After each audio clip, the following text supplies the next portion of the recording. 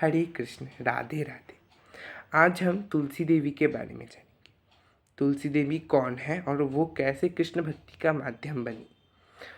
एक बार देवी सरस्वती विष्णु लोक पे मतलब वैकुंठ पे भगवान विष्णु के समीप भगवान विष्णु से मिलने आई थी। तब लक्ष्मी को था अहंकार। उन्होंने क्या किया, देवी को बैठने की एक जगह भी नहीं थी।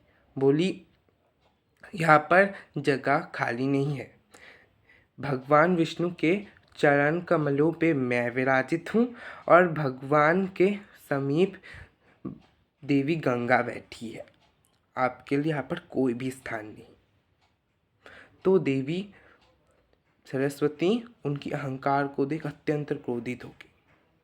बोली, हे देवी, आपको अपने ऊपर इतनी अहंकार है ना, तो आज मैं आपको श्राप देती हूँ। आप पृथ्वी लोक पे एक पेड़ के रूप में जन्म लेंगी। फिर देवी लक्ष्मी बहुत क्रोधित हो जाती है।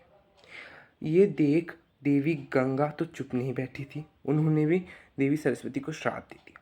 बोला कि हे देवी सरस्वती, आपको अपने ऊपर इतना अभिमान है। आपने देवी लक्ष्मी स्वयं जो धन श्री और भगवान विष्णु का पत्नी, उनको भी श्राप दे दिया। मैं आपको भी अब श्राप देता हूँ कि आप पृथ्वी पे एक सामान्य नदी के रूप में प्रवाहित होंगी और समस्त पापियों का पाप हरण करेंगी। तब देवी भी रुष्ट हो गई। देवी सरस्वती ने भी अब श्राप दे दिया कि हे गंगा, तुमने भी मुझे श्राप दे दिया। अब मैं तुम्हें श्राप देती हूँ कि तुम इन पतित जीवों का उद्धार करोगे, उनका पाप हरण करोगे। और इस तरह कितने वर्ष के बाद देवी लक्ष्मी का एक अंश वृंदा का जन्म हुआ। वो जन्म से ही कृष्ण भगवान नारायण की भक्त थी। उन्होंने भगवान कृष्ण का भगवान विष्णु का तपस्या करने की उन्होंने भगवान विष्णु की तपस्या करने की तपस्या करेंगी बोल के वो भगवान विष्णु का तपस्या करने के लिए जंगल में चली गई। वहाँ तब जो भगवान गणपति है, मतलब हमारे गणेश, वो भी तपस्या कर रहे थे। वृक्ष के नीचे शिव की तपस्या कर रहे थे। तब शिव नहीं, भगवान कृष्ण की तपस्या कर रहे थे।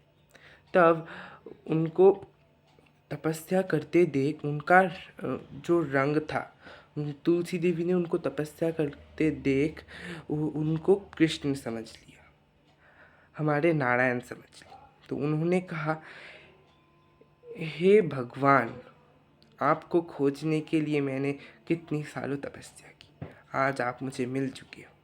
तब भगवान जो गणेश थे, उन्होंने कहा कि हे देवी, आपको शायद कोई भूल त्रुटि हो रही है।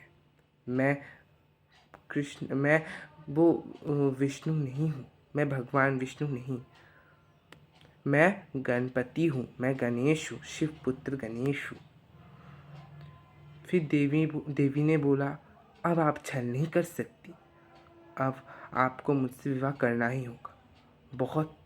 फिर भगवान जो गणेश थे, उन्होंने बहुत समझाया, परंतु देवी तो अपने निश्चित पर देवी तो अपने सिद्धांत पर डट थी।